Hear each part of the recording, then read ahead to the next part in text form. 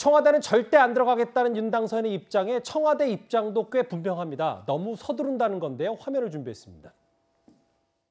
대통령께서 이미 청와대는 늘 열려 있다라고 말씀하신 바가 있고요. 본관과 영빈관 이런 곳을 이렇게 이제 개방을 하시겠다고 하신 걸로 저는 읽었는데 지금도 일반 관람객들이 그 부분들을 전부 들어와서 다 보시고 계신 곳이고요. 네네.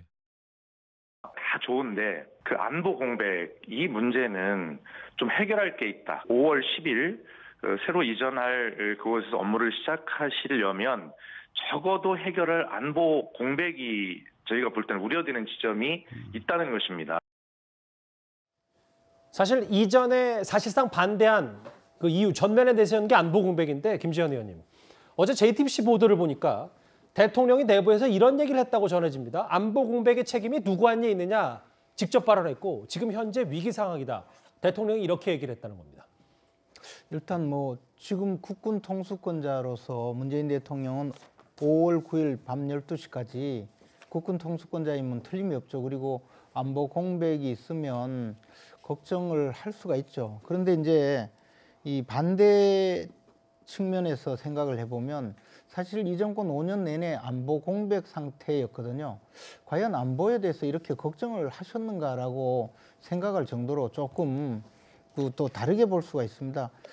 과거 보면 남북 연락사무소가 폭파되는데도 그것에 대해서 별로 반응도 없이 넘어간 정도로 우리 안보 현실에 대해서 무감각하다 그런 비난도 받았죠. 그런데 지금 이 상황은 국방부 청사에서 대통령이 근무하면서 일부 그 통신회선이나 또는 국가 그 재난을 컨트롤 타워 역할을 할 때 경찰이나 해경에 연락하는 통신선이 설치되어 있지 않다. 그러므로 안보 공백이다. 이런 주장을 지금 하고 있는 것이거든요. 예. 이것은 아까도 말씀드렸듯이 윤석열 당선인의 입장에서는 너무 미세한 어떤 그 이유를 대면서 전체 크게 안보 공백이라는 큰 주제를 끌고 와서 결국에는 국방부 입주를 불가능하게 만들려고 하는 시도라고 자꾸 그 다른 생각을 갖게 만드는 내용이죠. 특히 대통령께서 저렇게까지 이야기하시니까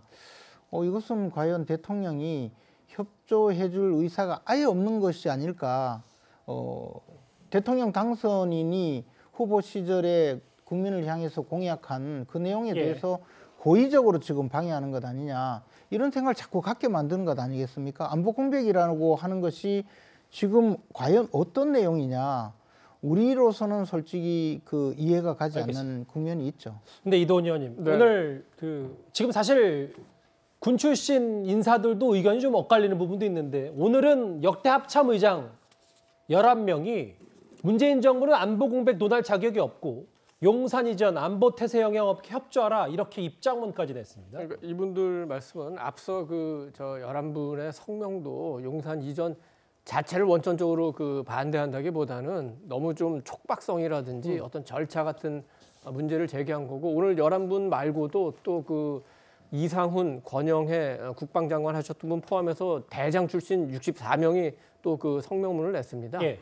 그러니까 이제 앞서 처음에 11분의 합참의장이 제기했던 문제에 대해서 설명을 하는 거예요. 첫째, 안보 공백과 관련해서는 전혀 문제가 없다. 합참이 군령을 장악하고 있는데 합참이 전혀 이전하지 않는데 어떻게 안보 공백이 생기느냐. 또 하나는 뭐냐면은 이제 대통령이 지금의 국방부 청사로 오면 대통령 국방장관 합참차장이 합참의장이 같은 지역에 있으니까 공격에 쉽게 노출되는 거 아니냐 하는데 예를 들어 가지고 북한이 우리를 공격한다면 미사일을 한 발만 쏘는 건 아니죠. 제프리 루이스라는 유명한 한반도 전문가, 군사 전문가가 쓴 2025년 전쟁 시나리오에 보면은 북한이 남한을 공격할 때 청와대, 국방부, 그다음에 평택, 계룡대까지 다 공격하는 시나리오가 나옵니다. 지금 북한이 미사일이 모자라 가지고 용산에 미사일 한 발 터뜨리겠습니까? 그러니까 그런 게 옳지 않다. 그거를 자세하게 설명을 하는 차원이고 이게 11대 64다 이런 세대결 차원으로 가면 안 되고 대체로 보면은 지금 청와대조차도 용산으로 가는 것 자체는 반대를 하지 못하고 있습니다. 다만 2달 안에 가는 게 너무 촉박하지 않느냐 이런 문제를 제기하는 건데 이 부분은 어차피 윤석열 당선인도 현재 문재인 대통령이 협조를 안 해주시면은 우린 방법이 없다. 어차피 그러면 임기 5월 10일 넘어서 할 수밖에 없기 때문에 예. 조금의 이제 여유가 생겼으니까 그 안에 뭐 공청회도 한번 하고 국민의 의사를 조금 더 수렴하는 절차를 거쳐서 우려하는 일들이 발생하지 않게 조금만 더 여유를 갖는 그런 태세를 보이고 문재인 대통령도 이제는 예. 더 이상 반대하지 말고 협조해 주시는 게 좋을 것 같습니다. 역대 합참 의장들 11명이 오늘 입장문을 발표했습니다. 대통령 집무실 이전 얘기 저희가 하나하나 만나봤습니다. 그럼 지금까지 들은 여러분들의 목소리를 만나볼까요? 첫 번째 댓글입니다. 통합정치 해달라면서 말과 행동이 달라. 테스형 세상이 왜 이래. 테스형 나왔습니다. 예. 앞으로 5년간 나라 살림 책임질 텐데 인사권은 당선인의 의사에 따라 한다고 본다라는 의견도 주셨고요. 두 분 대통령은 어떤 문제라도 대화하고 타협하는 모범을 국민들에게 보여줘야 합니다. 예, 이런 의견 봤습니다. 윤 당선인이 끓여주는 김치찌개 한번 먹어보고 싶네요. 진국일들요 했고요. 마지막 보겠습니다. 취임식 때 박근혜 전 대통령 참석해서 화합하는 모습을 보았으면 오늘도 댓글 5개 감사드립니다.